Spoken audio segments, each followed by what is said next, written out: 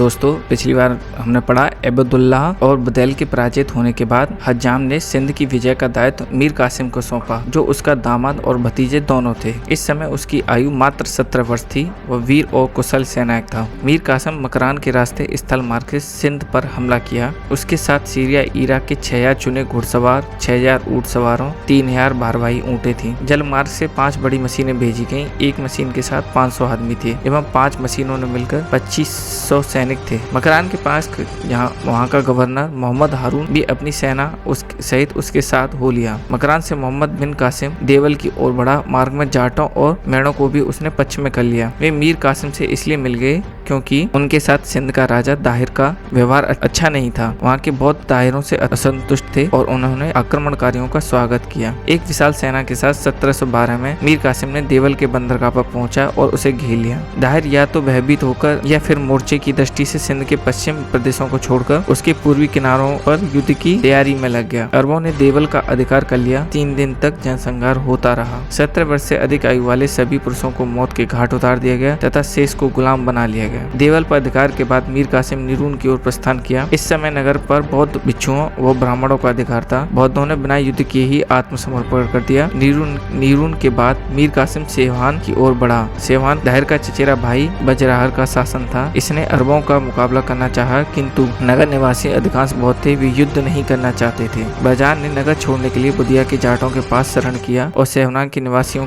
ने अरबों को सौंप दिया तथा जजिया देना स्वीकार कर लिया। सेवान से कूच कर मीर कासिम जाटों पर आक्रमण किया, क्योंकि जाटों ने बजहरा को शरण दी थी। बजहरा ने जाटों की सहायता से मीर कासिम का मुकाबला किया, किंतु मारा गया। जाटों का एक मुखिया काक मीर कासिम से मिल गया और सिंध नदी को पार करने के लिए मीर कासिम ने नावों के पुल बनाने की आज्ञा दे दी और दाहिर इस आक्रमण से चकित रह गया तथा अपनी सेना के साथ भागकर राबर में शरण ली। मीर कासिम दाहिर पर आक्रमण किया। दोनों के बीच एक युद्ध हुआ, किंतु दाहिर पराजित हुआ और मारा गया। राजा दाहिर की मृत्यु के पश्चात उसकी विधवा रानी बाई ने वीरतापूर्वक रावण दुर्ग की रक्षा की। रानी बाई के नेतृत्व में सिंध की स्त्रियों ने अपने पुरुषों के पापों को प्रायश्चित करने का प्रयत्न किया। रानी वीरतापूर्वक लड़ी, किंतु सफलता न मिलने के कारण अन्य स्त्रियों के साथ जौहर कर लिया। रावण से मीर कासिम ने ब्राह्मणवाद की ओर प्रस्थान किया। उस समय वहाँ का दाहिर का बेटा जय सिंह शासन कर रहा था। 6 माह तक मोर्चाबंदी के बाद जय सिंह राजमंत्री मीर कासिम से मिले। अंत में विवश होकर जय सिंह ने आत्मसमर्पण कर दिया। बाद में वह मुस्लिम धर्म स्वीकार कर लिया। ब्राह्मणवाद के पतन के बाद मुस्लिम ने बिन कासिम के दाहिर की दूसरी विधवा पत्नी रानी लाड़ी और अन्य 2 कन्याओं सूरदेव और परमाल देवी को बंदी बना लिया। ब्राह्मणवाद के बाद मीर कासिम ने सिंध की राजधानी अरोर पर अधिकार कर लिया। उस समय